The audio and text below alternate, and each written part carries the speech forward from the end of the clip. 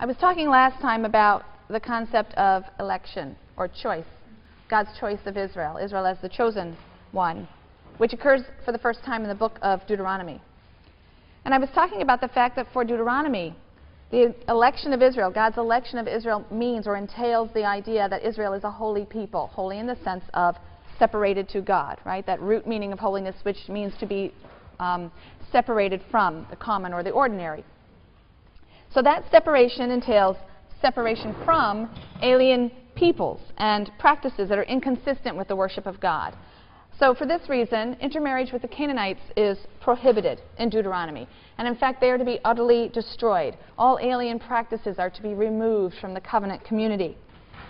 Now, given that there were probably no Canaanites at the time of Deuteronomy's composition, according to some scholars, these texts may be understood as a kind of internal polemic against those elements of Israelite society whose practices didn't conform to Deuteronomy's Yahweh-only policy or Yahweh-only ideals. This is an idea we'll come back to in a minute. I just want to throw it out here. Separation entails also separation to God's service. That means, of course, the observance of His laws, especially the laws of purity, the rejection of pagan practices, and so on. So the privilege of having been chosen or singled out, of being a holy people to God, entails obligations and responsibility. At the same time, it's interesting that Deuteronomy seems to be aware of some of the dangers in this idea. The danger of a superiority, sort of a superiority complex, a moral danger involved in the notion of election. So Deuteronomy warns repeatedly, it is by no special virtue or merit that Israel was the one chosen. And Moses admonishes the Israelites not to suppose that their inheritance of the land of Canaan is due to their own powers or on account of any righteousness or virtue that they possess. In fact, he says, far from it. Israel was chosen by Yahweh as in an act of spontaneous love. It does not imply her perfection. An act of spontaneous love for the patriarchs. And the election was entirely God's initiative and is no cause for Israel to boast. So in Deuteronomy chapter 7, verses 6 to 8 read, "For you are a people consecrated, made holy, to the Lord your God. Of all the peoples on earth, the Lord your God chose you to be His treasured people. It's not because you are the most numerous of peoples that the Lord set His heart on you and chose you. Indeed, you are the smallest of peoples. But it was because the Lord favored you and kept the oath He made to your fathers, that the Lord freed you with a mighty hand and rescued you from the house of bondage, from the power of Pharaoh, king of Egypt." So don't be tempted, Moses later warns the Israelites, don't be tempted to say to yourselves, this is in Deuteronomy 8:17, "My own power and the might of my own hand have won this wealth for me." Or again to say in Deuteronomy 9, verse 4, "The Lord has enabled us to possess this land because of our virtues." On the contrary, he emphasizes it's only because the wickedness of the Canaanites is so great that the Lord has to drive them from His land, and now He's giving you a chance. But it's conditional for you, just as it was for them. Don't fail Him, or He will drive you out, just as He drove out the Canaanites. That's a theme in Deuteronomy. We're going to see in a moment how important that is, or in a few lectures, how important that idea is for the Deuteronomistic historian in general. But we'll get there. Another theme in the book of Deuteronomy is the theme of providential concern. And that appears in Deuteronomy 8. God's providential love and care for Israel is expressed through various metaphors in the Bible. And the prophet Hosea, who seems to have very strong connections with the book of Deuteronomy, the prophet Hosea will develop further this image of parent and child that occurs in Deuteronomy 8. So in a way, the language we were just referring to was really the language of husband and wife. You know, someone who simply loves someone, not because they're perfect, but that's their choice. They favor them, they love the person, and they make a bond with them. It doesn't imply anything about other peoples. It's simply that's the person who's been the focus. So we have a lot of sort of love and marriage imagery, husband and wife imagery used for God and Israel, but we also have this parent and child imagery that appears. In Deuteronomy 32, verse 10, the image is that of an eagle that bears its young on its wings. "He found him in a desert region, in an empty, howling waste. He engirded him, watched over him, guarded him as the pupil of his eye. Like an eagle who rouses his nestlings, gliding down to his young, so did he spread his wings and take him, bear him along on his pinions. The Lord alone did guide him." It almost seems to play on the idea that when teaching its young to fly, the eagle will push them out of the nest, swoop under them, bear them up for a while, over and over, until they get the idea. So God is repeatedly testing and correcting the Israelites until they're ready for the promised land. So Deuteronomy's content, which are these farewell speeches and the death and the burial of Moses, are a fitting capstone to the Pentateuchal narrative. But at the same time, Deuteronomy really doesn't bring closure to this narrative, because at the end of Deuteronomy, the promises still are not fulfilled. The people are still outside the land. Some have suggested that this is quite purposeful. It points to an exilic date for the work's final composition, that is to say, when it was finally redacted, the redactors were in exile, writing for a people living in exile. And the Deuteronomist wants to make it clear that it's fidelity to the Torah rather than residence in the land that is critically important. But in any event, Deuteronomy is not simply the concluding book of the Pentateuch or the story that began in Genesis. It's also the first part of a much larger, longer literary work, as I mentioned last time, a work that runs from Deuteronomy through to the end of 2 Kings. And we're going to consider today the program and the work of this so-called Deuteronomistic school.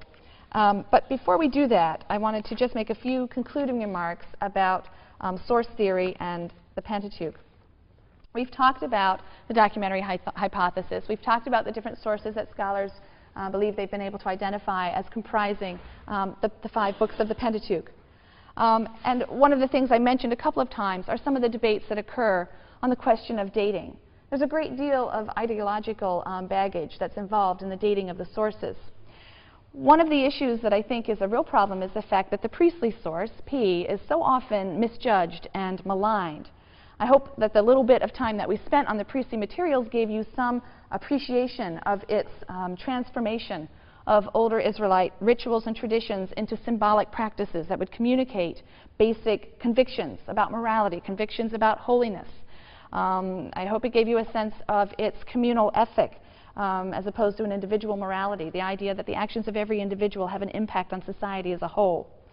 But the anti-priest, anti-cult sentiment of European Protestantism is apparent in the history of biblical scholarship in the last few centuries. And it's apparent in that scholarship's negative assessment of the priestly source of the Bible. So for Wellhausen, the priestly source, which emphasizes cult and ritual, logically, it had to represent a late degenerate stage in the evolution of Israelite religion, because priestly, ritualistic, cultic practices, these are degenerations. These are movements away from true spirit-filled religion in his view.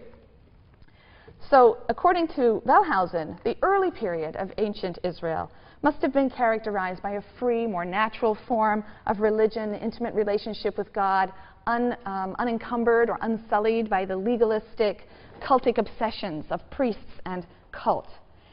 He argued that in 586, with the destruction of Jerusalem and the people were taken into exile in Babylon, that was when, in Babylon, the priests were able to assume control, and they were able to play on the exiles' overwhelming feelings of guilt and failure.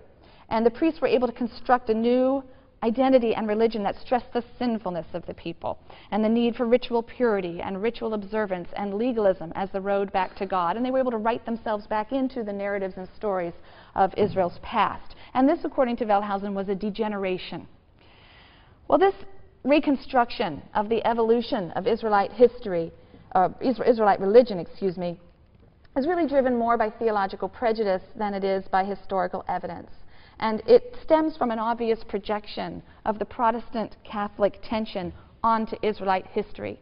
It also is driven very much by a successionist account of Judaism as being something that was moribund at the time of Jesus. Jesus came and revived this as a spirit-filled religion again when it had decayed and withered and degenerated like a dead tree, as Wellhausen refers to it. This isn't to say that all scholars who date P to the post-exilic period are motivated by the same problematic assumptions. That's certainly not the case. There are scholars of all stripes and allegiances who view P as late, and there is some very good objective evidence for dating parts of P to the post-exilic period, just as there's good objective evidence for dating parts of D and the other sources to the post-exilic period. So when it comes to dating the sources, certainly I would say all scholars agree that the priestly materials reached their final form in the exile or post-exilic period. So that's the 6th century, right? You're going to find out we're going to return from exile in the 530s. Okay, so when we talk about the post-exilic period, we're talking about the period after the return. So the period of the exile is the 6th century, the bulk of the middle of the 6th century. So it certainly reached its final form in that period, as did Deuteronomy and the Pentateuch probably generally. Nevertheless, there are many data that suggest that the priestly sources retain very early strata, just as D contains pre-exilic or early material. P espouses a communal ethic, and post-exilic priests are going to turn increasingly to an individual ethic. Many sections of P do not seem to assume a central sanctuary. You'll remember that the idea of the central sanctuary really took hold in 622 with Josiah and Josiah's reform. So it becomes a real watershed for us in dating texts. Texts that are happy with the existence of shrines throughout the land of Israel are probably pre-Josiah, pre-622, pre-exilic. Texts that insist on a central sanctuary are probably Josiah's time or later. And there are many sections of P that don't seem to assume a central sanctuary. There are sections of P that do seem to assume a central sanctuary. More significantly, I think P contains no universal ban on intermarriage. It doesn't employ its purity laws or language to mark an inseparable boundary between classes within Israel or between Israelites and Gentile others. The use of purity and purity language to inscribe boundaries between Israel and other nations is very characteristic of the post-exilic period. We're going to see that when we get there. So it's very hard to understand P's silence in this regard if it stems entirely from the post-exilic priestly circles. So I think that instead of charting an evolution or a degeneration, as I have over on the side of the board, an evolution or a degeneration from J.E., the pure spirit-filled religion, to D, the humanitarian ethical religion, to P, cultic obsessiveness and guilt-ridden legalism, as is done or implied in some classical source theory, some, not all, it may be better to see these three as really representing three distinct and roughly contemporaneous strands of ancient Israelite tradition and experience told from their own perspectives. These materials were transmitted and developed by different circles within Israelite society over centuries, and they crystallized at different times. J.E. has fragments that are quite old, but it probably reached its final form before the centralization of the sanctuary. It's still comfortable with the existence of many sacred places throughout the land, so probably before 622. Deuteronomy contains northern traditions from before the fall of Israel, which was in 722, but it was clearly finalized in the exile. There are many passages that make it clear that it's written from an exilic perspective. And the priestly source likewise contains many, many older traditions, but reached its full and final form in the exilic or post-exilic period. So each of these complex, multi-layered sources, each one of them you can find different layers, each one possesses its own emphases, its own agenda, its own perspectives. Sometimes they complement one another, sometimes they challenge and contradict one another, but they are not best seen as linear, as telling a neat linear story about Israelite religion flowering and fading. Their diversity has not been flattened or homogenized by the final editor of the text. It's been preserved in a manner that stimulates reflection and debate. So with those concluding remarks, we're going to move on now to the second major section of the Bible. We've been discussing the Torah or Pentateuch, and now we're moving on to the section of the Bible that's referred to as the prophets. This section of the Bible is divided into two parts. We refer to as the former prophets and then the latter prophets. The former prophets will concern us for the next few lectures. And the former prophets include the books of Joshua, Judges, 1st and 2nd Samuel, 1st and 2nd Kings. They read as a historical narrative. This material is a theologically oriented account of Israel's history from the conquest of Canaan, or what's represented as the conquest of Canaan, to the destruction of the state by the Babylonians in 587-586 BCE. This material is therefore crucial background to reading the latter prophets. Now, the latter prophets is a collection of books, each of which bears the name of the individual whose prophecies it purports to contain. These prophets delivered their oracles at critical junctures in Israel's history, in the nation's history. So their words are only going to make sense to us if we first understand the particular historical crises that they are addressing. And that the historical narrative that runs from Joshua through 2 Kings provides that information. It tells us of the critical junctures in the nation's history, and that will help us then slot the different prophets in. So the former prophets, or the historical books, like the books of the Bible that we've already studied, contain various older sources that have been put together by a later hand. You have an editor or a group of editors who reworked these older sources. They were oral traditions. Some of them were probably records from royal archives and so on. And they wove them together into the form that we have now, and that's a process that's referred to as redaction or editing. The anonymous person or group or school that's responsible for the final composition, the final redaction of these books, would put the materials together by inserting verses and speeches that would frame the older sources and link them together, give them some sort of common uniting thread.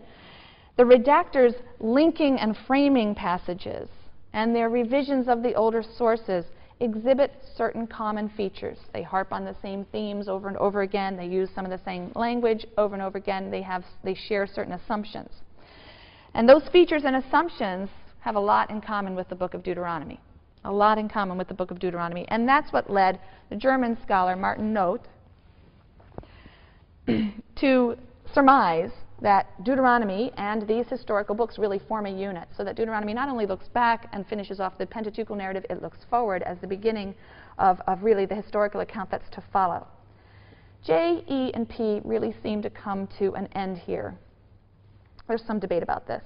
But because the interpretive history that runs from Joshua to 2 Kings is based on ideals that are set out in the book of Deuteronomy, we refer to the person or the persons who redacted this whole unit as the Deuteronomistic historian or the Deuteronomistic school. The whole unit as a whole was redacted after 622, that's clear. It assumes and insists upon the centralization of the cult. The last dated event that's mentioned in 2 Kings is something that occurred in 562. That was when King Jehoiakim was released from prison in Babylon in 562. So the work was probably concluded shortly after that date, so in exile or towards the end of the exilic period. Martin Noth assumed that there was one editor. Other scholars have assumed that there were two or even more successive editions of this history, because there are multiple perspectives that seem to be represented, but the last seems to be an exilic perspective, the perspective of someone sitting in exile, and we'll be returning to that in a future lecture. Some of the books within this very large unit, or at least the traditions within this very large unit, are less influenced by Deuteronomy and its themes and its concerns. Some are clearly, some contain clearly pre-Deuteronomistic elements and materials, if you will. But I encourage you to read the excellent introduction to the prophets, the section of the Bible, the prophets, which was written by Mark Brettler in your Jewish Study Bible. I think it's an excellent introduction to the complexity of this material. The most salient feature of the Deuteronomistic school is the conviction that Israel's residence in the land is a function of its obedience or disobedience to the covenant with Yahweh. And that conviction is going to color its presentation, its evaluation, and its interpretation of Israel's history and her kings, right from Joshua right through to 2 Kings. Yechezkel Kaufman uses the term historiosophy, which I've written up here, historiosophy, to describe this material, where a historian might simply record events, as if that's such a simple thing to do, but let's go with that for a moment. A historian might simply record events, however selectively or partially, might try to indicate cause and effect where possible. But a historiosophy is a more conscious philosophy of history. It's seeking to ascertain the meaning of events, to draw larger philosophical, ideological conclusions from the events of history, and to point to the larger purpose or design of history. Not to say just what happened, but to say why it happened and what it means for us today that it did happen. So the Deuteronomistic history is not simply a history of Israel until the destruction of Jerusalem. It's a historiosophy. It's making an argument, and it's attempting to communicate the meaning and the significance of the events of that time. And it does so through a pattern, a literary pattern we will see, of reward and punishment. This is an important point, and as we begin to go through the material, we'll be coming back to this. We'll return to this idea. There are certain key features of Deuteronomistic thought that are evident from Joshua through 2 Kings. One is the belief in the divine election of Jerusalem. Jerusalem is the city that is referred to in Deuteronomy when it says God will choose a place to cause his name to dwell. In the Deuteronomistic books, that place is going to be Jerusalem. There's also a belief in the divine election of David. David as the king of Israel and his dynasty. Now, it's interesting because the other 4 books of the Pentateuch never mention a king. They never talk about Genesis through Numbers. None of the legal materials say, when you have a king, this is what he shall do. It's only the book of Deuteronomy that assumes or prepares for a monarchy and contains legislation for a king and the things that he should do. So this again underscores the connection between Deuteronomy and the following books. Deuteronomy assumes a king. It's being written and redacted at a time when there is a king in Israel, there have been kings in Israel, and it's providing laws for the construction of an ideal monarchy. So David, the theme of David as the elected king of God, David also as the ideal king, is something else that's a theme of these books.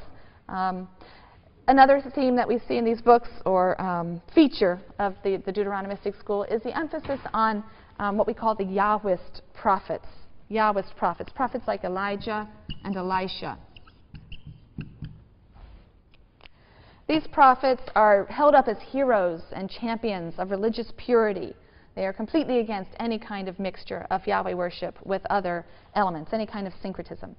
The other thing we see in the Deuteronomistic material is a preference for Judah, the southern kingdom, as compared with a very negative presentation of the northern kingdom, Israel. The northern kingdom, Israel, is going to come in for very, very bad press at the hands of the Deuteronomistic writers, which shows that they are probably favor or come from Judah. So the northern kings are going to be uniformly denigrated.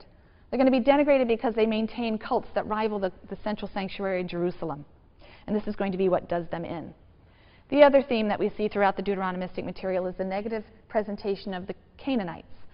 But we'll talk more about who these Canaanites were and how complicated, in fact, that presentation is. Now, the books of Joshua and Judges that open the Deuteronomistic history, these books recount or relate the story of the conquest of the land of Canaan by the Israelite tribes and the early years of the settlement, and that's in Judges. To gain an understanding of some of the issues involved and the emergence of a tribal structure in the land, it's helpful to know something about the geography of Israel, which is why I've handed out for you a couple of different maps, but one that gives you physical features, and that's on the top. It has often been pointed out that in the past 4,000 years, more wars have been fought for the possession of the tiny strip of land known as Canaan or the land of Israel or Palestine than have been fought for almost any other area in the world. And in the ancient world, the reason for this was that this very small rectangle, it's about 150 miles long and 70 miles wide. It's about the size of Rhode Island. This very small rectangle lies on the way to anywhere worth going in the ancient Near East. You've got Egypt over here, you've got Asia Minor up here, and you've got Mesopotamia over here. Not a tremendous amount of inherent value in this strip of land, but it's important for where you could go by traveling through it. So you have 3 main trade routes that cross the country.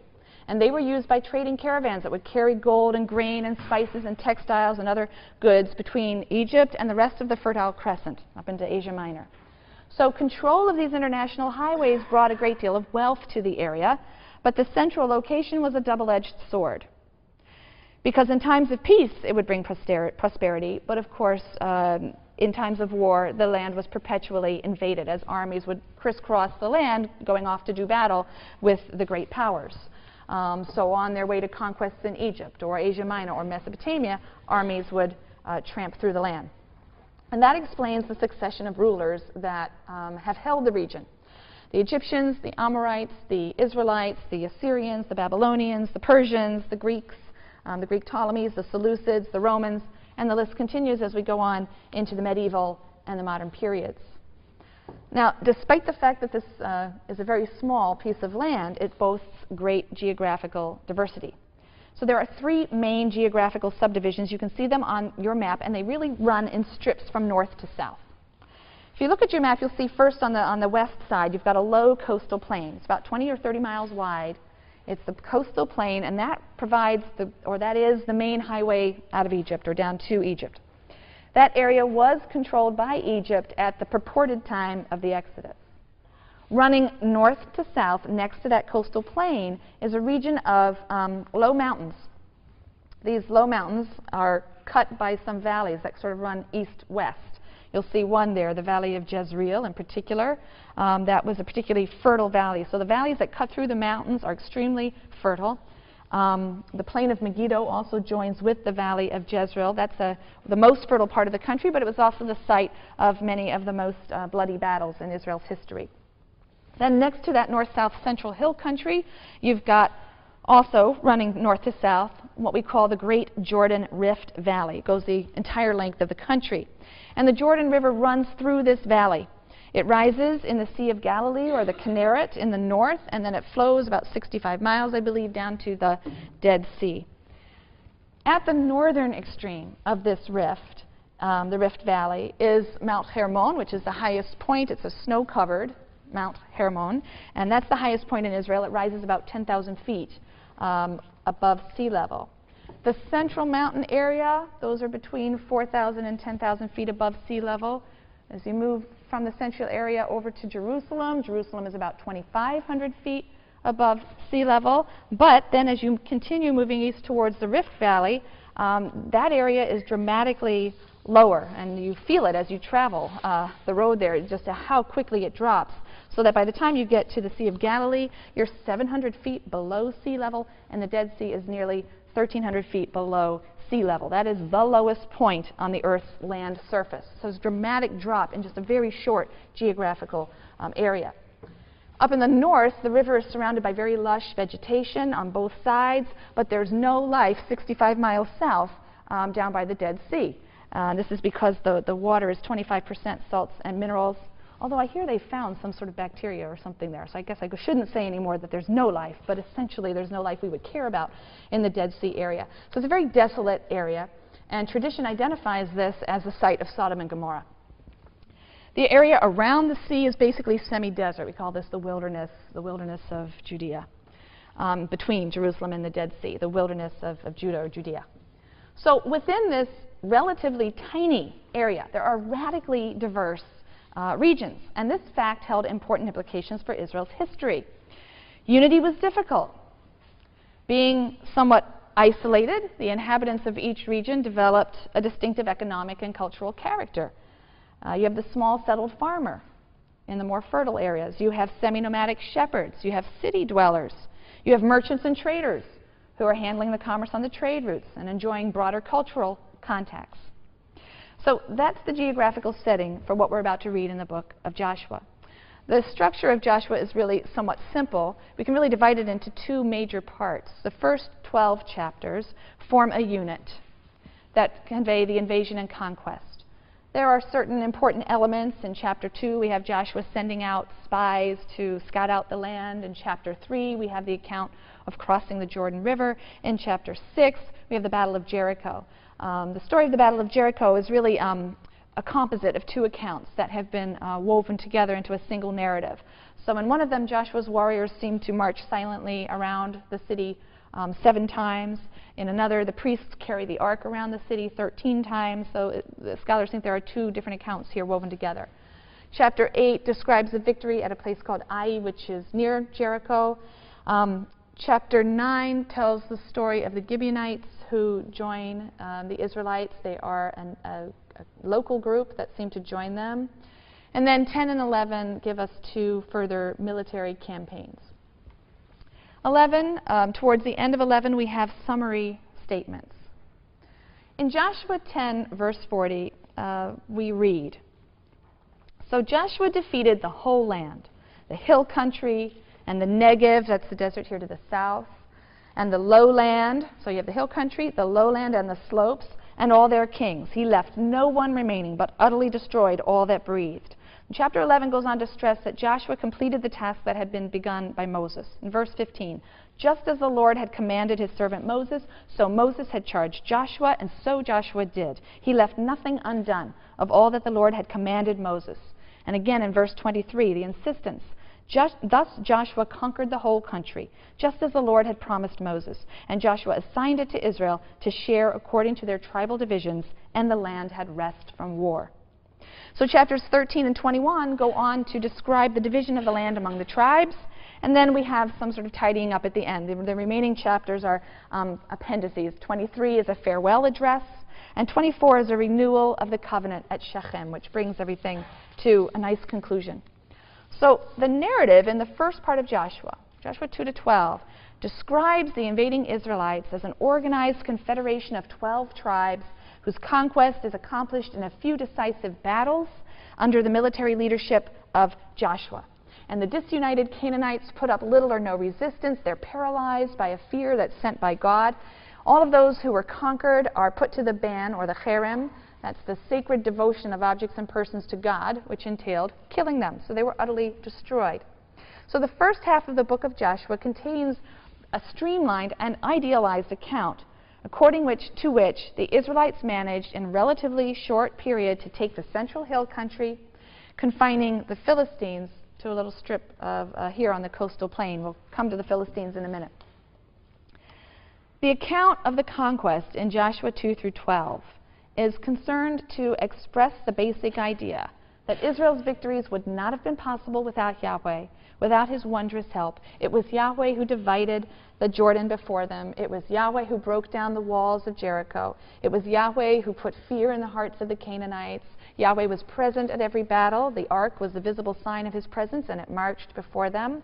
And soon after the conquest, representatives of all of the tribes of Israel are going to meet and make a solemn covenant at Shechem to be the people of Yahweh, to worship him alone. And according to the book of Joshua, Israel's tribal structure assumed its classical form at this time. This is a very neat picture of the rapid conquest of Canaan, but it's at odds with statements elsewhere in Joshua and in the book of Judges.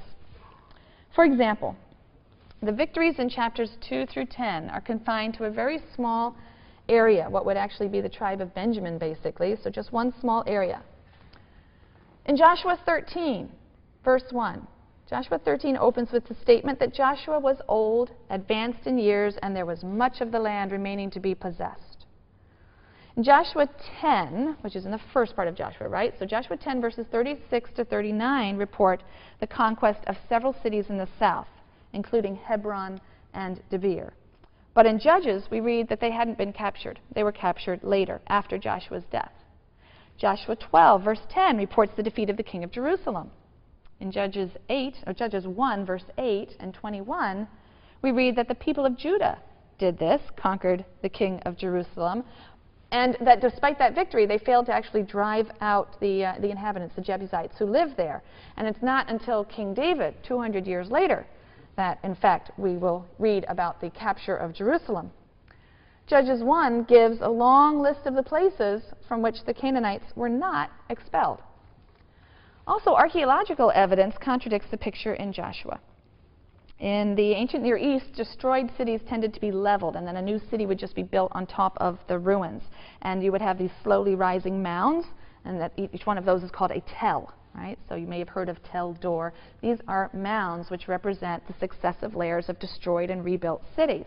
And excavations will reveal the destruction layers under the floor of new cities. So following the biblical account, we would expect evidence of a 13th century destruction of Canaanite cities. And archaeologists for a long time were convinced that they would find these destruction layers, but they were disappointed.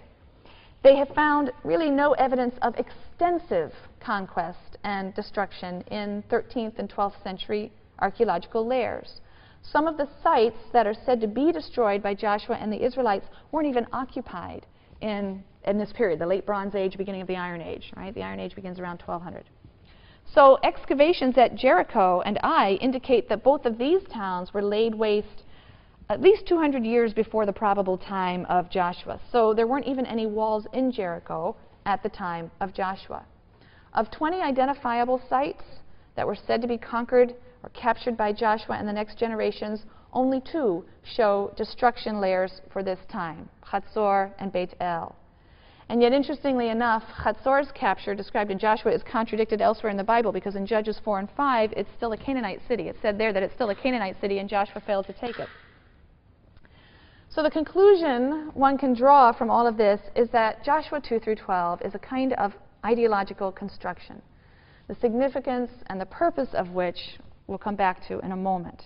But clearly, the formation of a nation-state, Israel, was much more complicated than the picture that's presented in Joshua 2 through 12. Scholars have proposed 3 possible models to explain the formation of Israel. The first is an immigration model. This was first posed by German scholars. Since the main Canaanite cities that existed in the land at that time were fortified or walled cities down on the plains, the Israelites, it's thought, according to this model, would have entered and they would have occupied the very sparsely populated central highlands. They would slowly have begun to take control of the plains coming down from the highlands. Well, we do know that at the end of the late Bronze Age, beginning of the Iron Age, around 1200, this was a time of great upheaval throughout the Mediterranean world. You have the collapse of Mycenaean civilization, you have the Trojan Wars, the Hittites are invading Asia Minor, modern-day Turkey, to the north, and these upheavals are leading to mass migrations of people. Many are sailing from mainland Greece and from the Greek islands, and they are flooding this area, the coasts of Phoenicia, the coasts of Canaan, and Egypt. And these people are spoken about in a lot of our ancient sources. They're referred to as peoples of the sea, coming in from the sea, from islands and coastal areas of the northeastern Mediterranean. One of these peoples of the sea, one of these groups inhabited an area here. One of these groups, Parasta or Palasta. This is the word Palestine comes from this. Parasta, Palasta, or Philistines. It's all the same root. And so a group of these sea peoples comes in and occupies this area. They will be the Philistines, the area that is now the Gaza Strip. And they found the 5 Philistine cities that you'll hear about increasingly in the book of Judges: Gaza, Ashkelon, Gat, Ashdod, and Ekron. The idea of the immigration model is that Hebrew settlement would have probably occurred at about the same time, in the latter part of the 13th century. The Hebrews could take advantage of all of these upheavals and the weakened hold of Egypt, right? Remember, Egypt had control of this area, but their grasp is weakening with the flood of people coming in from the sea and other migrations. Their hold is weakening, and the Israelites would have, or the Hebrews would have been able to take advantage of that and enter in and occupy areas in the central highlands. The problem with the immigration model, again, is the archaeological record. Archaeologists have indeed found several sites in the central hill country, which is pretty exciting, and they're clearly newly established in the 13th, 12th, 11th centuries. So clearly, something new was happening in the central highlands at this time. They extend throughout the land, but mostly the central highlands. And these are thought to be Israelite, especially because they appear in places that the Bible identifies as strongholds of Israel. Remember also, you have the Merneptah stele of 1204, in which the Egyptian pharaoh boasts that he managed to wipe out Israel. It's obviously a hyperbolic boast, but the point is, it shows that there was an identifiable entity, Israel, in Canaan by 1204. These new 13th century settlements, however, are in their material culture, that is to say their pots and their jars and their houses, entirely Canaanite. The inhabitants seem to have been peasant farmers like other Canaanites. One interesting difference is the absence of any pig bones, which is kind of interesting. But in any event, this suggests that these settlements were established peacefully, not by a group coming in and conquering. Maybe they emerged from within rather than being established by peoples immigrating from without. So there are 2 other models then, models different from the immigration model, 2 other models for understanding the formation of Israel that build on this archaeological evidence. The second model is what we call the revolt model. The revolt model proposes that Israel began really as a social revolution within Canaan. We do have a set of letters. These are letters that date from the 14th century BCE. They were written by people in Canaan to the Pharaoh in Egypt. Remember, the Pharaoh still has control over Canaan at this time. And in these letters are lots of complaints about groups that are causing turmoil and upset in Canaan. They're challenging Egypt's rule. And these people are called Habiru or Abiru. They weren't an ethnic group so much as a marginal social group of people in revolt, if you will. Some have suggested that Israelites escaping from Egypt may have joined with these disaffected Canaanites in revolt, known as Hapiru, these troublemakers, to establish their own settlements and to worship a liberator God, Yahweh, rather than follow the rule of Pharaoh. A final model, then, is a model of gradual emergence, which simply holds that Israelites were basically Canaanites who had developed a separate identity and settled increasingly in the Central Highlands. They withdrew and settled in this area. The theory doesn't try to explain why they separated. We don't know. Perhaps it was disaffection. Perhaps they were pushed out by the invading sea peoples. And maybe it was something else. But they withdrew for some reason. And how and why they took up the worship of Yahweh or the cult of Yahweh isn't really clear, but it seems to have been what marked them as distinct from other Canaanites.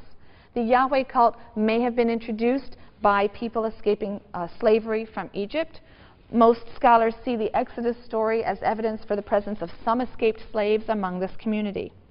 So the important thing is that the Hebrews at this stage were probably not a united people.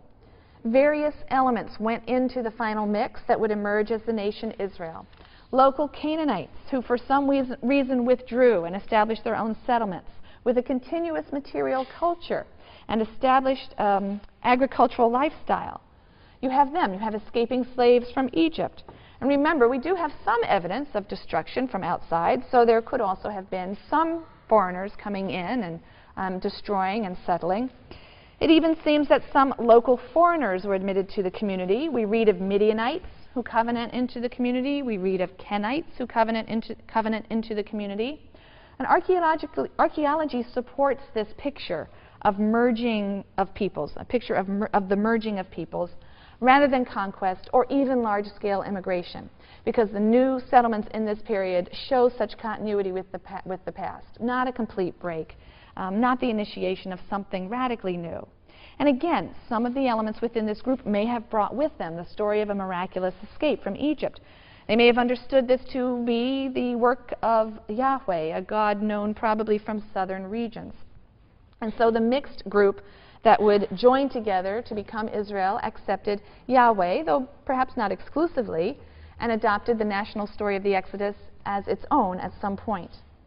The Hebrew tribes themselves were likely still in the process of formation, but the tribal structure of Israelite society that would develop would be strengthened by the natural division of the land into these separate geographical areas. That only reinforced the tribalization of society. And these local tribes probably did assimilate elements of the local population. We've really seen already the ethnic mix of various elements reflected in religious imagery and institutions. We've seen that Yahweh is represented in terms reminiscent of the tent dweller, El, the god of the semi-nomadic tent-dwelling Hebrews and their patriarchs, and certainly a god of the Canaanite pantheon. We've seen that Yahweh is also represented in terms reminiscent of Baal of the Canaanite pantheon, the god of the settled Canaanite population. In fact, in the book of Judges, you will read of a temple to Israel's God, the God of the covenant, and that temple is called the temple to the God of the covenant, or Baal Berit. The word Berit means covenant. It's referred to as Baal Berit, it's referred to as El Berit, or Baal El Berit. And this is in reference to Yahweh. These terms are all used to describe the God of the covenant. So, in short, we really may hypothesize a union of cultural, religious, and ethnic elements. Local Canaanite agriculturalists, semi-nomadic Hebrews, perhaps, of the Exodus, escaped slaves, perhaps Hapiru, Apiru, a disaffected or group that's in revolt. All of these would come together to produce what would be a new political and religious reality called Israel. If so, why does the book of Joshua provide such a different account? One of outside conquest by means of a war led by the hosts of the Lord. Because in this account, military skill is much less important than ritual preparation and purity. Right? The Israelites march around Jericho for 6 days with 7 priests carrying 7 horns and the Ark of the Covenant. And then with a blast and a shout, the walls tumble. The conquest is represented as a miraculous victory by God. That's emphasized in Joshua 24:12. It was God, not the sword or the bow, that drove out the enemy. And why the claim of the utter destruction of the Canaanites? when evidence points to close Canaanite origins. This practice, which I mentioned before, is known as cherem, or the ban, is not unique to Israel. I know some of you have studied it in sections. You looked at the inscription of King Mesha of Moab. There's a very important, famous inscription from the 9th century BCE, written by King Mesha of Moab. Moab is to the southeast. No, I'm bad with directions. Southwest. Yeah, that's east. Yeah. So kind of to the east, southeast of the Dead Sea. So King Mesha of Moab. And in the inscription he writes, he boasts, "And the god Chemosh said to me, 'Go, take Nebo from Israel.' So I went by night and fought against it from the break of dawn until noon, taking it and slaying all 7,000 men, boys, women, and girls, and maidservants, for I had devoted them to destruction for the god Ashtar Chemosh," referring to cherem. It's likely that such claims are hyperbolic in Moab, and it's likely they were hyperbolic in Israel. But that doesn't lessen the shock value for a modern reader, even though war in our time is no less savage and no less brutal. But the important question here is why a biblical writer or editor would want to insist that the Canaanites were to be completely destroyed. I think assertions of national identity and independence are often predicated on differentiation from others. If the Israelites were in fact basically Canaanites who had withdrawn from the larger collective, who insisted on the overlordship of Yahweh, then Canaanites who did not join them in this were a special threat to the new Yahwism. This same dynamic of intense sibling rivalry appears again in the first few centuries of the Common Era, when some Jews separated from others and in differentiating themselves and creating their own identity as Christians, felt it necessary to engage in devastatingly vituperative and violent rhetoric against their fellow Jews. The interesting thing, however, is that we mustn't ignore another voice that's in the biblical text, and it's a voice that adds a level of complexity to this picture.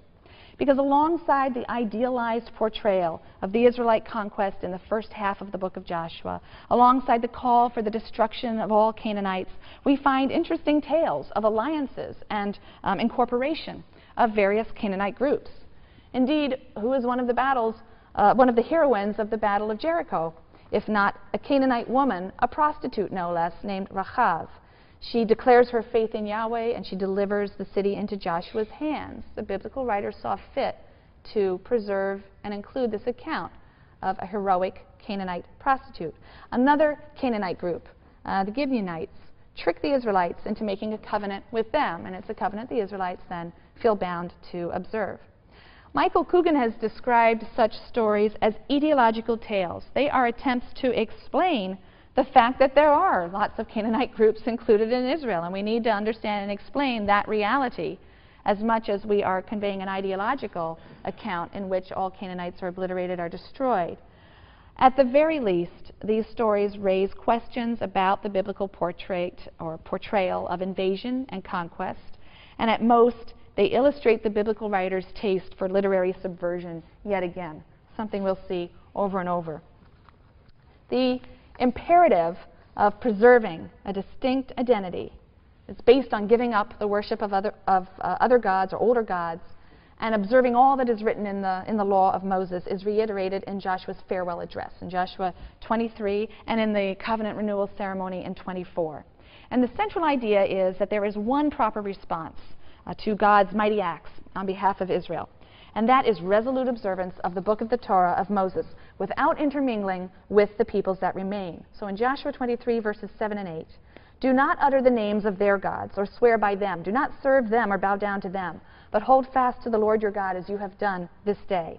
And verses 11 to 13, "For your own sakes, therefore, be most mindful to love the Lord your God, for should you turn away and attach yourselves to the remnant of these nations, to those that are left among you, and intermarry with them, you joining them and they joining you, know for certain that the Lord your God will not continue to drive these nations out before you. They shall become a snare and a trap for you, a scourge to your sides and thorns in your eyes, until you perish from this good land that the Lord your God has given you." In 24, the Israelites are assembled at Shechem to renew the covenant, and Joshua recounts God's mighty deeds on behalf of Israel and exhorts them to choose whom they will serve: Yahweh, who's done all of this for them so undeservedly, or the gods of those whose lands they are settling in. And the people are warned of God's jealousy. He demands exclusive loyalty. He will not tolerate any deviation in service of alien gods. The ban on intermarriage here is quite specific. It's directed against Canaanites only, not all non-Israelites, for a very specific reason: religious purity. Marriage with Canaanites, the people closest to you, specifically, will lead to the worship of that spouse's God, and Israel is to show undivided loyalty to God, or God will take the gift of the land from her as he did the Canaanites. One last remark for you to think about. Consider the position of the Israelites in the 6th century, the time of the final editing of the Deuteronomistic history. The Israelites are sitting in exile in Babylon. They're trying to make sense of the tragedy that has befallen them, the loss of their land. Consider how a text like Joshua 23 and Joshua 24 would go a long way towards explaining their fate while retaining faith in Yahweh. We're going to return to this when we reach the conclusion of the Deuteronomistic history in 2 Kings.